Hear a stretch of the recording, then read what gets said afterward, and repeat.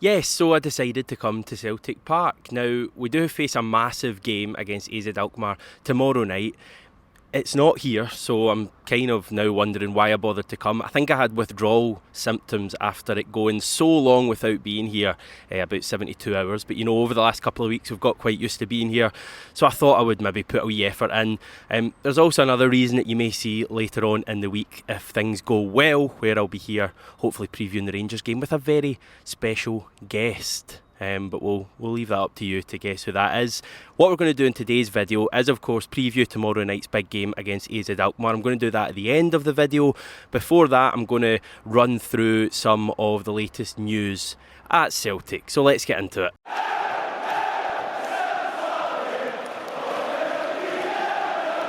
So Liam Scales seems to be another name that is dragging on a little bit longer than we perhaps would have wanted it to. He hasn't been signed by Celtic yet. It still seems very much like it's a case of when and not if Liam Scales will be a Celtic player, although according to his manager at Shamrock Rovers, Stephen Bradley, he is part of their squad for their Conference League second leg tie tomorrow night against a team from Estonia.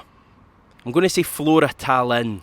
They lost the first leg 4-2, did Rovers, so they've got a bit of work to do tomorrow night to overturn that, and obviously having Liam Scales, probably their best player, in their side is going to give them the best chance of doing that. And it's worth remembering, folks, Dermot Desmond is an investor in Shamrock Rovers, so it's probably in his best interest that they get to the group stage of European competition. So hopefully they come back tomorrow night. I quite like teams in Ireland to do well, make it to the group stage, and then Liam Scales is unveiled as a Celtic player, ideally on Friday. I do get the impression though that Celtic are kind of maybe not going to do business over the next few days.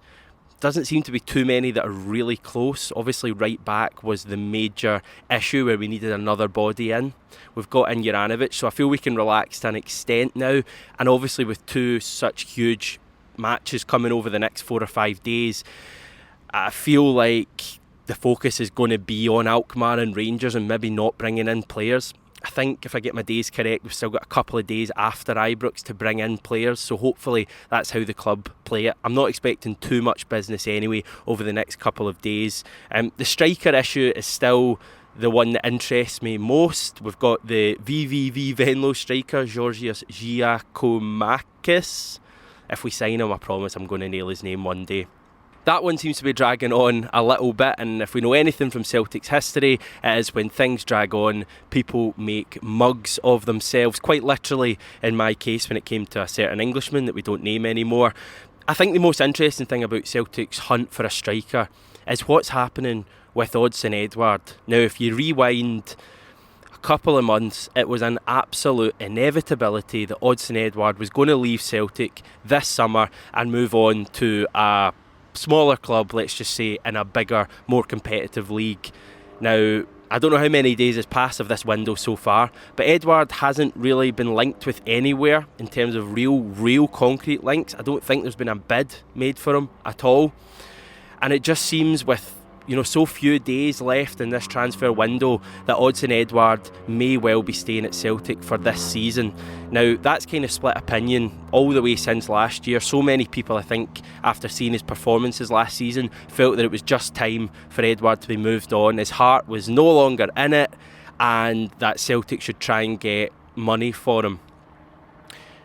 I understand that at all. However, I just feel going into this season that when you're actually looking at the money we would get for Edouard at this stage, we're not talking 25 or 30 million like we were before. We're talking probably closing days of the window 15 million. You're talking about, I think, 50% of the profit of the 9 million deal. This isn't complicated at all. Going to PSG, basically if we sold him for 15 million, 3 million would go to Paris Saint-Germain. And when you consider what winning the league this season could be worth to Celtic, the guts of 40 million, I think, making it to the Champions League, which the winner of the Scottish League will almost certainly do next season. I think keeping Edouard around and helping him find his form again is beneficial to all parties. Think of it this way, Odsonne Edouard, if he goes on a free transfer next year, he's going to be far more attractive to so-called bigger clubs because they're not going to have to pay a transfer fee for him. He is effectively a riskless gamble. Odsonne Edouard can determine how big those said clubs are by performing for Celtic this season. I think so many people just take it for granted that he doesn't look interested at all. And listen, I'm not going to come out and say that I've never said that. I've been frustrated with Edouard, especially at the start of this season, for just not really putting himself about in the way we would normally expect. I think it's probably a lot down to his confidence. You know, we think of Edouard as being this impregnable character because he is just so good. But I think his confidence has taken a hit. I mean, everyone in the team's confidence will have taken a hit over what happened last season. And I think if Edouard can re-find that confidence this season in an Ange team, and he can have the transfer window over and have those constant rumours stopped for the time being, then I think we could all be on to a winner. I really think keeping Odsonne Edouard around could be massive for Celtic. I don't think selling him is going to determine how much money we spend at the end of this window or in January. I really don't. And if it's a choice between having a new striker in or Odsonne Edouard for one more year and him a proven talent helping fire us to the league title and Champions League money, then I'm going for Edouard all day long. But you'll probably disagree with me on that one. So let me know in the comments below where you're thinking on this Edouard debate that nobody really seems to be speaking about. And by the way, just watch him leave for West Brom tomorrow. Now, just before we move on to AZ Alkmaar, I just want to say a special well done to Karl Starfelt, who is the latest Celtic player to be called up to the Sweden squad. Now, I know he's been called up in the past, but I think it just alludes to what our good friend that I interviewed a long time ago when Starfelt was first linked with Celtic said about him being one of the most contentious players in terms of their squad for Euro 2020. The fact Starfelt was left out was a major talking point in Sweden, and it seems now after the competition and after Starfelt's move to Celtic that he's going to go on to play a lot of football for Sweden. So great stuff. They play Spain, Uzbekistan, didn't even know they had an international team, and Greece, but he won't be playing against Barkas because apparently Vasilis Barkas isn't even one of the best 3 goalkeepers in Greece. But anyway, let's move on to tomorrow night. How are we all feeling ahead of AZ Alkmaar against Celtic? Quite nervous about this one. I think it's just all those years of watching Celtic away from home in Europe and fearing the worst. And the fact that this team hasn't really proven themselves away from home yet. Now, arguably, they've not really had the chance to prove themselves away from home because our last 5 games have all been here at Celtic Park. But it's a big test for this Celtic team tomorrow night against a very good side. We saw that last Wednesday night. They're going to be coming for us tomorrow night. Feeling a little bit better when I found out that AZ Alkmaar have only sold, I think, around 10,000 tickets. Now, they play in a 19,000 stadium, the AFAS Stadion, and I think they're allowed 67%, great number, of capacity in Holland at the moment. So if it sells out, you're probably still only looking at 13 or 14,000 tomorrow. It's kind of like Tynecastle, isn't it? I was expecting much more like a real full, 30, 35,000 all-seater tomorrow night. So I feel a lot better about that, although it's obviously still going to be quite a hostile venue, I think, for us to visit. Predicted 11. Let's have a look at who I think will play for Celtic. Goalkeeper, Joe Hart. I think back 4, why would you change it? Ralston, Welsh, Starfelt and Taylor.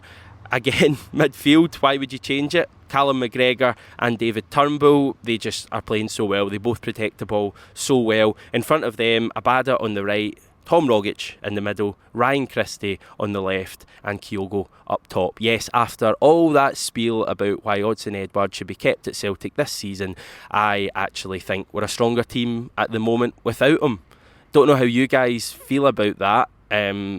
I just think we've got more of a threat when Kyogo is through the middle, and I just think for these next 2 games especially, when we're up against better sides who are going to have more of the ball than the likes of St Mirren and Hearts in recent weeks, I think we need to have a threat in behind to keep them on their guard. And I just think Kyogo's runs are, I don't want to say better than Edouard, I just think they're different to Edouard. I think he runs in behind, whereas Edouard likes to come short quite a lot. So I would start Kyogo up top on both Thursday and Sunday. But listen, Odsonne Edouard, not a bad sub to have coming off the bench. You've also got James Forrest, you've also got possibly Albion Ayeti, can't believe I'm saying that. James McCarthy hopefully fit as well. So the good thing is we have options now, and we've still got Juranovic to come into the squad. We've still got numerous other players, hopefully at the end of the window, to come into the squad. Christopher Julian is another one. The likes of Mikey Johnson and Karamoko Dembele, who we've all kind of forgotten about. Game tomorrow night. 7:15 kick-off. Get that in your mind. Don't turn the telly on at 7:45 expecting to see kick-off, because you'll have missed it by half an hour. It's a 7:15 kick-off.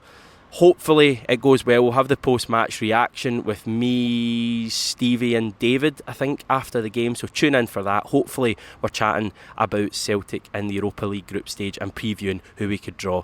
Thanks for watching, everyone. Let me know what you thought of this video in the comments below. And from Celtic Park, it's goodbye and hail hail.